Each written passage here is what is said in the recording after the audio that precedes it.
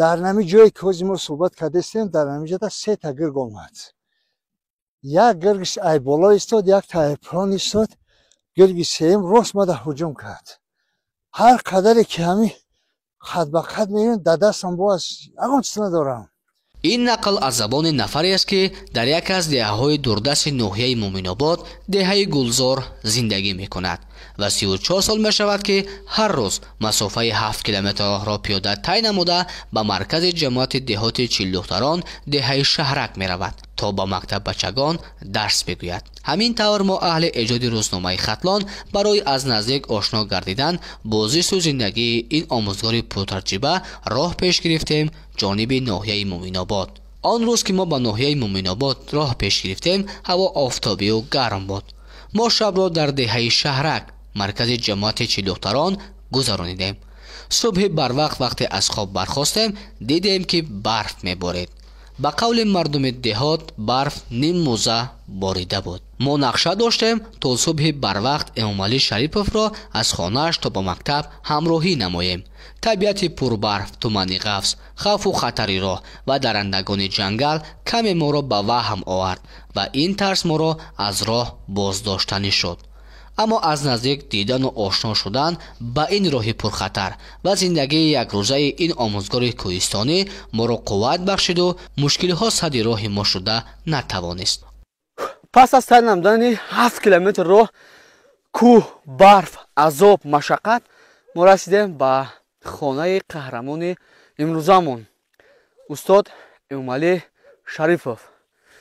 дар ҳамон поёни хонааш қарор дорад. аз ҳамун ҷо ҳаракат мекунад, ба деҳаи Шаҳрак, маркази ҷамоати деҳоти Чилдухтарон меравад. биёед меравем аз хонааш устодро ҳамроҳӣ мекунем то ба муассисаи таҳсилоти умумии рақами 15 деҳаи Шаҳрак. чӣ гуна азоб дорад ва чӣ гуна роҳҳоро убур мекунад. моро пайгир бошед. офтоб андозаи як қади найза тулӯ карда буд ва билохира манзили зисти Эмомалӣ Шарипов намудор гардид. интизориҳои устод ба ҳамсараш, чеҳраи кушода ва истиқболи хуби онҳо аз мо нишон аз меҳру муҳаббат ва фарҳанги меҳмондӯстии онҳо буд ки мо бо чашми сар дидем. бо даъвати устод мо дар хонаи гарми ӯ назди оташдони гарм наҳориро бо ҳам нӯшиҷон кардем. сари як пиёла чой суҳбати гарму ҷӯшон бо ин оилаи хушбахт ва тановул аз анвои хӯрданиҳои рӯи дастархон хастагиро аз мо бартараф намуд. хусусан чашидани асали тозаи кӯҳистон ки он ҳам маҳсули дастони ин омӯзгори пуртаҷриба буд, моро ба ваҷ овард. акнун асрори зиндагии Эмомалӣ Шарипов барои мо аён гашт ки ӯ чаро тарки ин манзилу макон накарда бо ҳамсари меҳрубонаш Рӯзигул Абдуллоева онҷо зиндагӣ мекунад. نه که بگیم که 34 سال میشود که نمجده زندگی کردیم. خطی نه حتی گلکم خیلی معلم امامعلی شریفوف نه معلم هر سحر کرده میروه. ما خیلی گسل میکنیم با اومدن سا انتظار میشویم خیلی که رای ما رای پرخطر رای تقدش تاقه های خینه ایدنی و خیلی که به خاطر زندگی را پیش بردنم باید که خیلی مقصد به خاطر طلبا بیشترگی برای خیلی درس میته. معلمی تاریخ حقوقی نم قدر سال داشت شکرانه خدا خیلی شاگرداش هم شکرانه خدا بود کردن مکتب بابای اعلی. خداوند همیشه مرده که ما را مقصد نگاه داره در راه توقع میره و میوه به خاطر مثال فرزندای آدما به خاطر طلباهاش یک روز میگم که خیلی برف مزمینه مقصد نمیتونی رفتم میگه یا علاج میکنم خدمت میرسونم لیکن به آموزم میبروه میروه. хонаи ӯро аз чор тараф талу теппаҳои сарбаафлоқ ва ҷангалзор иҳота кардааст. ин боду ҳавои мусоид ва табиати гуворо бо ин ҷангалу кӯҳҳо барои ин марди накӯ манбаи хуби даромад ба ҳисоб меравад. зеро дар баробари касби омӯзгорӣ Эмомалӣ Шарипов таҷрибаи хуби 40 солаи занбури асалпарварӣ дорад ва аз ин соҳа даромади хубе ба буҷаи оилааш ворид мекунад. хонаи ӯ гарчанде дар миёни кӯҳсор қомат афрохта бошад ҳам аз барқу гармидиҳӣ танқисӣ надорад. равшании хонаи ӯро панелҳои офтобӣ таъмин мекунанд, яъне ин марди накӯ энергияи сабзро истифода мебарад. сипас моро лозим омад то роҳ пеш гирем боз ҷониби деҳаи Шаҳрак, вале роҳи мо ин дафъа сӯи муассисае буд ки Эмомалӣ Шарипов онҷо дарс мегуфт. باز همان راه پرخطر، همان دشت و کوه و جنگل، از همان مهم همان پیراهای باریک. این دفعه این پیراه را همراه این آموزگار طی نمودیم. راه شما بسیار راه خطرناک است، در اون جنگل است. آها. بود حالتایی که شما با خطر گرگ، با هجوم گرگ یا خیس یگان حیوان وحشی رو باروش دادید. البته روزی در همین شید که سحر کار در رفته سادم در نمی جایی که ما صحبت کردیم در نمی جا 3 تا گرگ آمد. یک گرگش ای بالا ایستاد، یک تا پایین ایستاد. گرگ سوم راست ما هجوم کرد. هر قدری که همین خط به خط میریم در دستم باز اگه چیز ندارم. یک در همون دستم یک نگاه کنم که یک چوی نمی قدر در زمین هست. همون را هر قدر که بسری همون گرگ میزنم همون گرگ خوی نمیکنه. یکی دیدیم که همون همون چویی که من هم که سرش در جبه کن کار دارم. میگم کار در ببرارم مثال کار قدی بزنمش. یکی دست من نقبه. ای چو در سر بود. همون سر روی همون گرگ دم همون رو زدن گرفتن که یکی گرگ هم که کلش یک طرفه کرد که همون چو در چشم زد. بعد مرا هوی کرده گرفت همون سو ایده تایگاش نه عیقی بشود همون سپندن برفتن. خیلی بسا همه جزیر چیدریدگی باز گشتیم رفتیم خانه بالیگی باز گشت رفتیسته بودم. سهر به سر بر وقت من سهر بسیار بر وقت توریک میرم اوکی برای که نولی برین مکتب در نصیب باشه روبایت پرسین که همین 7 کیلومتر من میرم با یکون دقیقه درس دیر نمیکنم 10-15 دقیقه حتی 20 دقیقه من و درس بر وقت میرسم.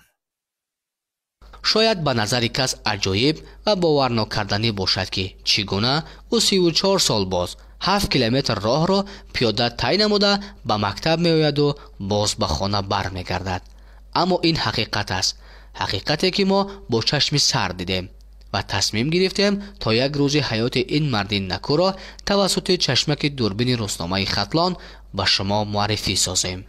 استاد امامعلی شریپوف با یک راه به دست میاد که آن همین گناه است. راه ناهموار، یکی درون چقری است، تلو تپه است، درون جنگل است و حتی خطر به جان هم دارد. ما که در این راه اونقدر چی میگن به قول مردم دهات آموخته نبودیم، درون چقری افتیدیم اما با فکرم هیچ کار نمیکنند و میریم و دومه راه را میبینیم با فکرم با دهه شهرک نزدیک شدیم. در همین جایی که شما دیده ایستادین سالی 92 بود. اویله ما برای ما خوراک میبود، خوراک نصف روزی. همیجه را این راه ها یک 4-5 متری گوش بود.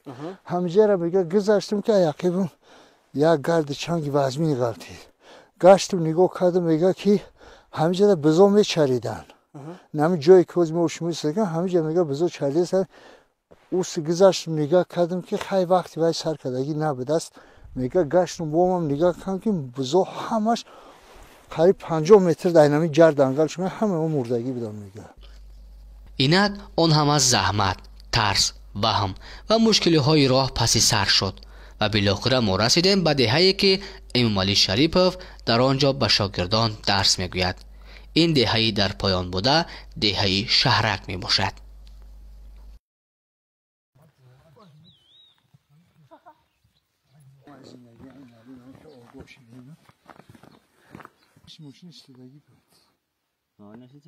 اما اکنون پس از زحمت‌هایی که در پشت مدت بیننده عزیز ما رسیدیم به مؤسسه تحصیلات میانه عمومی رقم 15 که استاد در آنجا به شاگردان درس میگوید.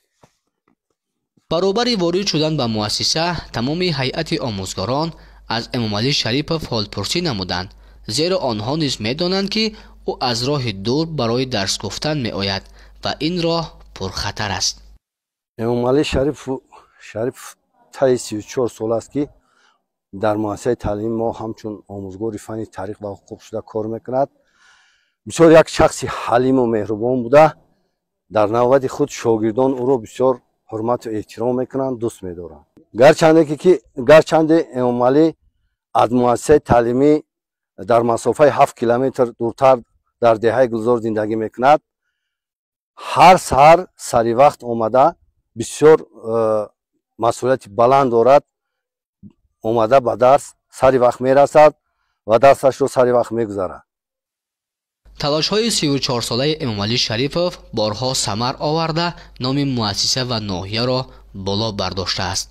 даҳо шогирдони ӯ дар вазифаҳои валомақом кор мекунанду даҳои дигар дар озмунҳои ноҳиявию вилоятӣ ва ҷумҳуравӣ иштирок карда сазовори ҷойҳои намунавӣ гардидаанд. мисоли равшани ин гуфтаҳо Абдулло Қурбонзода мебошад, ки дар озмуни вилоятӣ сазовори ҷои дуюм гардида ба даври ҷумҳуриявӣ роҳхат гирифтааст. ман аз хурдӣ бисёртар ба фанни тарих шавқу рағбати зиёд доштам ва инчунин аз хурдӣ вақте ин муаллим устодамон Шарипов вақте моро дарс медоданд, ба саволҳои мо пурра бо нозукиҳо ҷавоб мегардонданд. ин заҳматҳои устод буданд, ки мо дар олимпиада имсол аз фанни тарих дар вилоят ҷои сазовори ҷои дуюм гаштем ва мо роҳхат гирифтем ба даври ҷумҳуриявӣ. ман ваъда медиҳам, ки бо баҳои хубу аъло хонда дар олимпиадаҳо ва озмунҳои сатҳи ҷумҳуриявӣ ва байналмилалӣ иштирок карда номбардори ин муассисаи таълимӣ ва ҷумҳурии Тоҷикистон мегардам. то ба имрӯз на 34 сол мешавад, ки шумо як роҳа таъин мекунед ба хотири он ки ба фарзанdoи мардам дарс хизмат кунем. чӣ унвони соҳавӣ доред? унвони соҳавӣ мо рост дигар тахассуси олӣ дорем.